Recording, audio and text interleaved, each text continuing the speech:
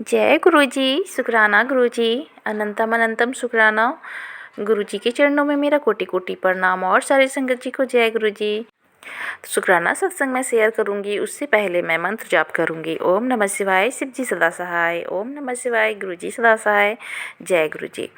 तो ये मेरा आज 7 तारीख का शुक्राना सत्संग है और बहुत दिन से मेरे मन में आ रहे थे कि मैं शुक्राना सत्संग शेयर करूं, तो लेकिन हो ही नहीं पा रहे थे।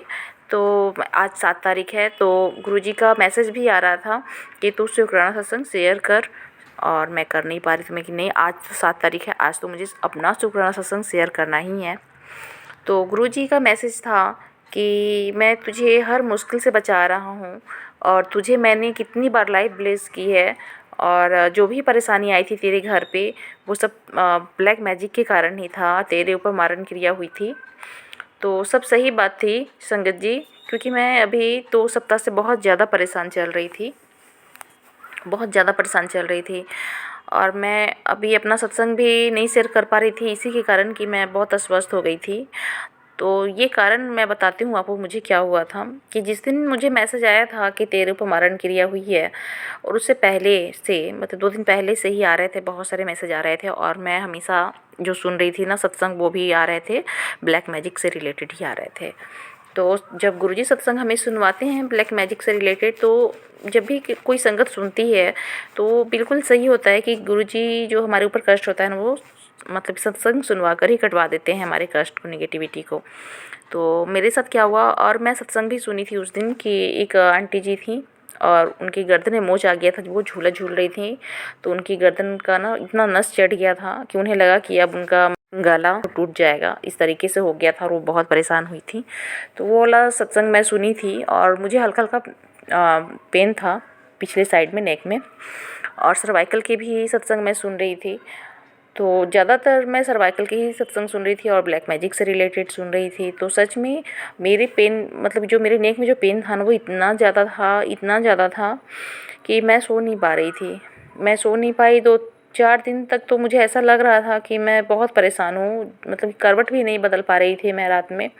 और सोचिए संगत जी, मैं रात भर जग जाती थी, इतना दर्द था। और मैं मतलब कि जब परेशानी मेरे 2 दिन 3 दिन तक जो था पेन ना, वो हल्का था, तब भी उसमें लग रही थी कि दिक्कत है।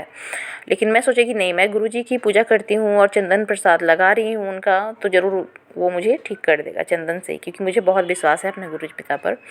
मैं बहुत विश्वास करती हूँ, क्योंकि वो मेरे बड़े हैं, मेरे घर में मेरे पिताजी हैं, मैं उन्हें पापा मानती हूँ। तो क्या होता है कि मेरे जो मैं सुन रही थी सत्संग ना, उसके बाद से तो और मेरा जो दर्द था वो बढ़ गया था। और बढ़ने के बाद ना, मैं मेरे घर में सर्वाइकल की दवा है, मैं खाती हूँ, क्योंकि मेरे हस्बैंड अंकल को बहुत ज़्यादा सर्वाइकल प्रॉब्लम है। तो अब जब ठंड का दिन है तो उसमें तो सर्वाइकल हो जाता है, बढ़ जाता है ज़्यादा। लेकिन इतना पेन कभी नहीं हुआ था जितना मैं बता रही हूँ आपको। बहुत ज़्यादा पेन से मैं ग्रसित हो गई थी, बहुत ज़्यादा पेन था। और तो मैं मतलब जो दवा था ना वो खाई थी मैं, लेकिन कोई फ़ायदा नहीं हुआ उससे, कुछ फ़ायदा नहीं।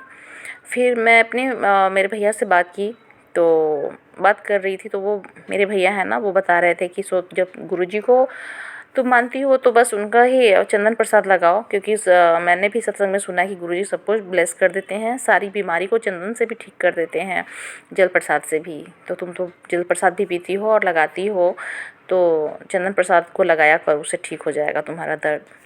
तो मुझे में हाँ, तो मैं तो लगाती हूँ, तो लगाती हूँ, तो जब भी लगाई हूँ तो दर्द उस टाइम में बहुत हल्का हो जाता है, उसके बाद फिर से बढ़ जाता है, फिर मैं लगा लेती हूँ। तो फिर मैं दवाई खाना छोड़ दी।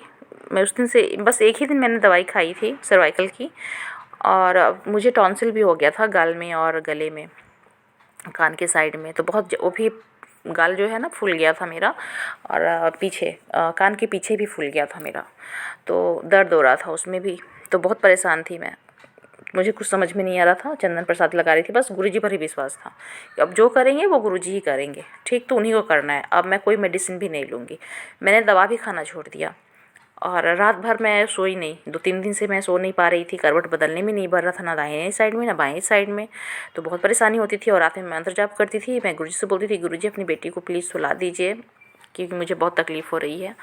तो जब बोलती तो मैं आराम से सो भी जाती थी, और लेकिन करवट नहीं बदल पाती थी। मतलब सीधे मैं सोई हुई हूँ ना, तो बस सीधे ही सोई हुई हूँ, बहुत कष्ट में थी।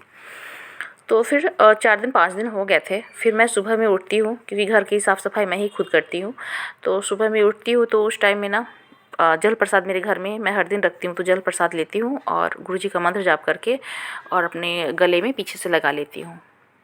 उठने के तुरंत बाद ही मैं ये काम करती हूँ, गुरुजी के पास जाकर और लगा लेती हूँ और उसके बाद फिर मैं अपने घर की सफाई करने के लिए जाती हूँ। और तुरंत की बता रही हूँ मैं, तुरंत में क्या होता है चमत्कार गुरुजी का, वो जो पेन था, इतना पेन था ना, वो एकदम ख़त्म हो जाता है वहाँ पे। बस जल प्रसाद मैं लगाई हूँ, हॉल में गई हूँ सफाई करने के लिए और मेरा जो पेन था ना वो गायब था। अब जब कोई भी दर्द होता है तो आपको ध्यान में रहता है कि वो वहाँ पर दर्द हो रहा है, और जब हम बिना दर्द के होते हैं ना तो मन मेरा, मतलब क्या बताऊँ, मन ही अलग हो जाता है और ध्यान भी हट जाता है उस दर्द से।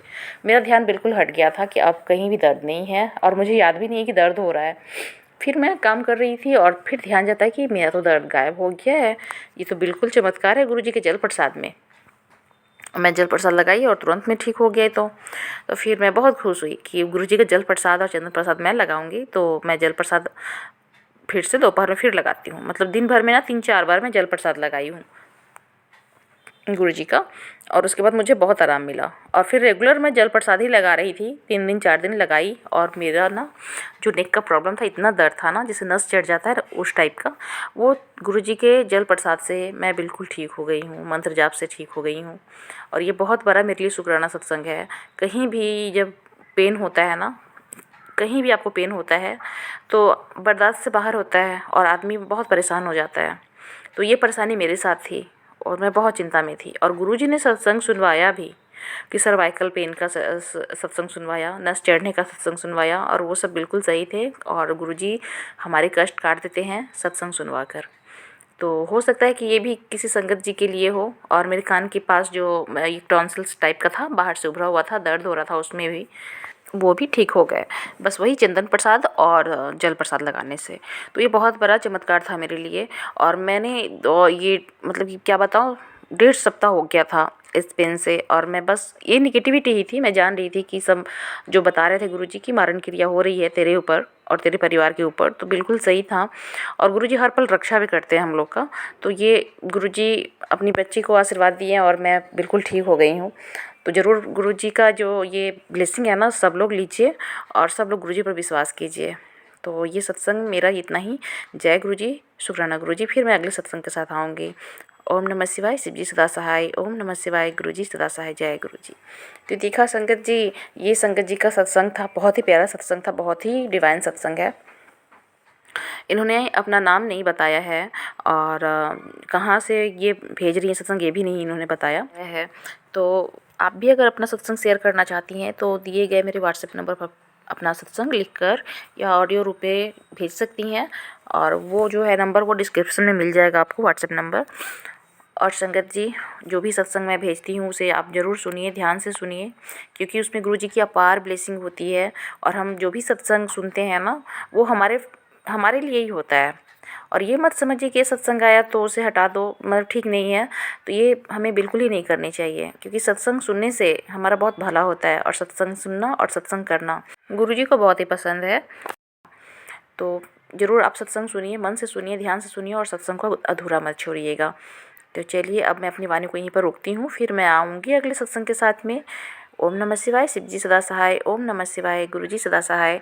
और एक बात कि मुझसे जो भी बोलने में गलती हो गई होगी तो संगत जी मुझे क्षमा कीजिएगा, गुरु जी मुझे क्षमा करिएगा। जय गुरु जी।